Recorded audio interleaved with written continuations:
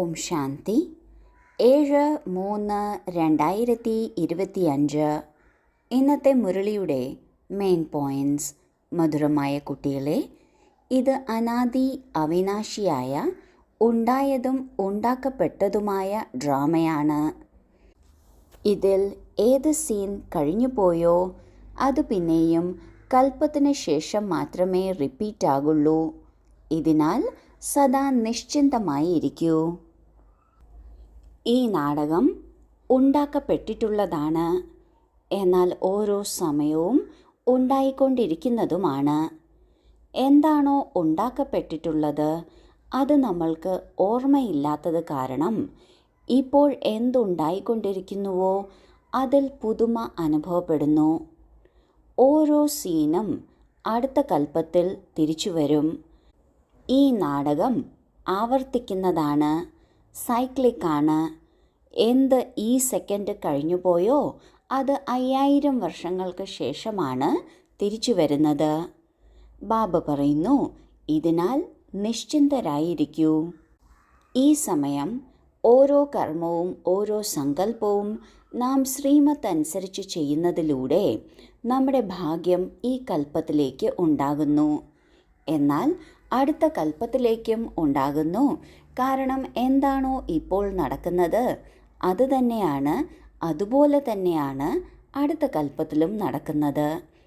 അതിനാൽ ഈ ഒരു കൽപ്പത്തിലേക്ക് മാത്രമല്ല, വരാൻ പോകുന്ന എല്ലാ കൽപ്പത്തിലും നാം ശ്രേഷ്ഠ കർമ്മം ചെയ്ത് നമ്മുടെ ഭാഗ്യം ഉണ്ടാക്കിയെടുക്കും. ഇതിനാൽ നിശ്ചിന്തമായിരിക്കണം. ചോദ്യം: ഈ ലോകം തൻ്റെ തമോപ്രധാന സ്ഥിതിയിൽ എത്തിയിരിക്കുകയാണ്. അതിൻ്റെ അടയാളങ്ങൾ എന്താണ്? ഉത്തരം: ഓരോ ദിവസം കഴിയുന്തോറും ഉപദ്രവമുണ്ടായിക്കൊണ്ടിരിക്കുന്നു. എത്ര ബഹളമുണ്ടാകുന്നു! കള്ളന്മാർ അടിച്ചവശരാക്കി എല്ലാം കട്ടുകൊണ്ടു പോകുന്നു. സമയം മാറി മഴ പെയ്തുകൊണ്ടിരിക്കുന്നു. എത്ര നഷ്ടമാണ് ഉണ്ടാകുന്നത്!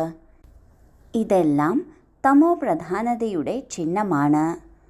തമോപ്രധാനമായ പ്രകൃതി ദുഃഖം തന്നുകൊണ്ടിരിക്കുന്നു.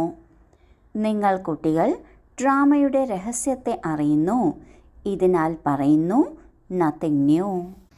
ഈ കലിയുഗം അതിൻ്റെ അതിയിൽ എത്തിയിരിക്കുകയാണ്, തമോപ്രധാന സ്ഥിതിയിൽ എത്തിയിരിക്കുകയാണ് എന്നതിൻ്റെ അടയാളം എന്താണ്? ഓരോ ദിവസം കഴിയുന്തോറും ഉപദ്രവങ്ങൾ വർദ്ധിച്ചുകൊണ്ടിരിക്കുന്നു. അത് വിശ്വം മുഴുക്കെ ബാധിക്കുന്ന തരത്തിലുമാകാം, ഓരോ വീടുകളിലുമാകാം.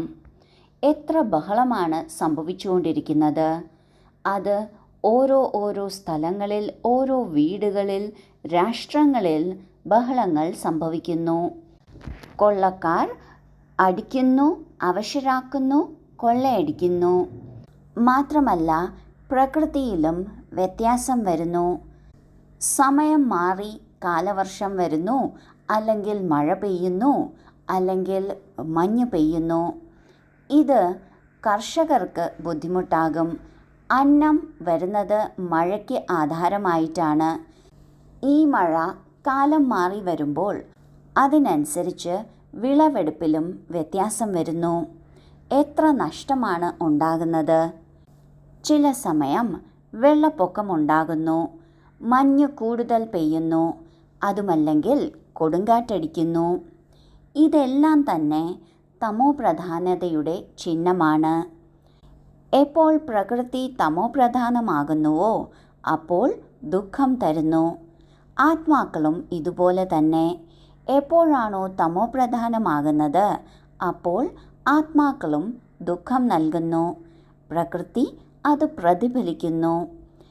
ഈ കാര്യങ്ങളെല്ലാം ബാബ പറഞ്ഞു തന്നിട്ടുണ്ട്, ഡ്രാമയിൽ അടങ്ങിയിട്ടുള്ളതാണ്. വരേണ്ട സമയത്ത് വരിക തന്നെ ചെയ്യും. ഈ നാടകത്തിൻ്റെ രഹസ്യം അറിയുന്നതുകൊണ്ട് നമ്മൾ കുട്ടികൾ നിശ്ചിന്തരായിരിക്കുന്നു. ഇതൊന്നും പുതുതല്ല എന്ന സ്ഥിതിയിൽ ഇരിക്കുന്നു. ധാരണയ്ക്കുള്ള മുഖ്യസാരം: 1. സദാ ശ്രദ്ധയുണ്ടായിരിക്കണം. നമ്മൾ ഈശ്വരൻ്റെ കുട്ടികളാണ്. നമ്മൾ മോസ്റ്റ് ലവ്ലി ആയി ഇരിക്കണം. പരസ്പരം ഒരിക്കലും ഉപ്പുവെള്ളമാകരുത്. ആദ്യം സ്വയം തന്നെ നന്നാക്കണം, പിന്നെ മറ്റുള്ളവരെ നന്നാക്കുന്നതിനുള്ള ശിക്ഷണം നൽകണം. 2. ഏതുപോലെ ബാബയിൽ പവിത്രത, സുഖം, പ്രേമം തുടങ്ങിയ എല്ലാ ഗുണങ്ങളുമുണ്ടോ, ഇതുപോലെ ബാബയ്ക്ക് സമാനം ആകണം. സദ്ഗുരുവിനെ നിന്ദിക്കുന്ന തരത്തിലുള്ള ഒരു കർമ്മവും ചെയ്യരുത്. തൻ്റെ ചലനത്തിലൂടെ ബാബയുടെ പേര് പ്രശസ്തമാക്കണം. ആദ്യത്തെ പോയിന്റിൽ ബാബ പറയുന്നു, നാം ഈശ്വരൻ്റെ കുട്ടികളാണ്. ഈശ്വരൻ്റെ കുട്ടികളിൽ ഈശ്വരൻ്റെ തന്നെ ഗുണങ്ങൾ കാണപ്പെടണം. അതിനാൽ മോസ്റ്റ് ലവ്ലി ആയിരിക്കണം, വളരെ സ്നേഹി ആയിരിക്കണം. പരസ്പരം ഒരിക്കലും ഉപ്പുവെള്ളമാകരുത്. ആദ്യം സ്വയം തന്നെ നന്നാക്കണം, എന്നിട്ട് മറ്റുള്ളവർക്കുള്ള ശിക്ഷണം നൽകണം. എന്നിൽ എന്താണോ തെറ്റായിട്ടുള്ളത് അത് മാറ്റിയിട്ട് വേണം മറ്റുള്ളവർക്ക് ഉപദേശം നൽകുന്നത്. രണ്ടാമത്തെ പോയിന്റിൽ ബാബ പറയുന്നു, ബാബ പവിത്രതയുടെ, സ്നേഹത്തിൻ്റെ, സുഖത്തിൻ്റെ സാഗരമാണ്. അതുപോലെ നമ്മൾ കുട്ടികളും എല്ലാ ഗുണങ്ങളുടെയും സാഗരമാകണം, ബാബയ്ക്ക് സമാനം ആകണം. നമ്മളിൽ നിന്ന് നമ്മുടെ ബാബയുടെ പേര് ചീത്തയാക്കുന്ന തരത്തിൽ, ബാബയ്ക്ക് നിന്ന ഉണ്ടാകുന്ന തരത്തിൽ ഒരു കർമ്മവും സംഭവിക്കരുത്. നമ്മുടെ ചലനത്തിലൂടെ, നമ്മുടെ പ്രവൃത്തിയിലൂടെ ബാബയുടെ പേര് പ്രശസ്തമാക്കണം. വരദാനം: ബാബയുടെയും പ്രാപ്തിയുടെയും സ്മൃതിയിലൂടെ സദാ ധൈര്യത്തിലും ഉല്ലാസത്തിലും ഇരിക്കുന്ന ഏകരസരും അചലരുമായി ഭവിക്കട്ടെ. ബാബയിലൂടെ ജനിക്കുമ്പോൾ തന്നെ എന്ത് പ്രാപ്തികൾ ഉണ്ടായിട്ടുണ്ടോ അതിൻ്റെ ലിസ്റ്റ് സദാ മുന്നിൽ വയ്ക്കൂ. എപ്പോൾ പ്രാപ്തികൾ ഇളകാത്തതും അചലവുമായിരിക്കുമോ അപ്പോൾ ധൈര്യത്തിലും ഉല്ലാസത്തിലും അചലമാകേണ്ടതാണ്. അചലമായിരിക്കുന്നതിന് പകരം മനസ്സ് എപ്പോഴെങ്കിലും ചഞ്ചലമാകുന്നുവെങ്കിൽ, സ്ഥിതി ചഞ്ചലപ്പെടുന്നുവെങ്കിൽ, ഇതിൻ്റെ കാരണമാണ് ബാബയെയും പ്രാപ്തിയെയും സദാ മുന്നിൽ വയ്ക്കുന്നില്ല. സർവപ്രാപ്തികളുടെയും അനുഭവം സദാ മുന്നിൽ സ്മൃതിയിൽ ഉണ്ടായിരിക്കണം. എങ്കിൽ എല്ലാ വിഘ്നവും സമാപ്തമായി തീരും. സദാ പുതിയ ഉത്സാഹവും പുതിയ ഉന്മേഷവും ഉണ്ടാകും. സ്ഥിതി ഏകരസവും അചലവുമായിരിക്കും. നാം കുട്ടികൾ ബാബയുടേതാകുമ്പോൾ തന്നെ നമ്മൾക്ക് സർവപ്രാപ്തികളും ലഭിക്കുന്നു. ഈ പ്രാപ്തികൾ അചലവും ഇളകാത്തതുമാണ്, സദാ നമ്മോടൊപ്പമുണ്ട്.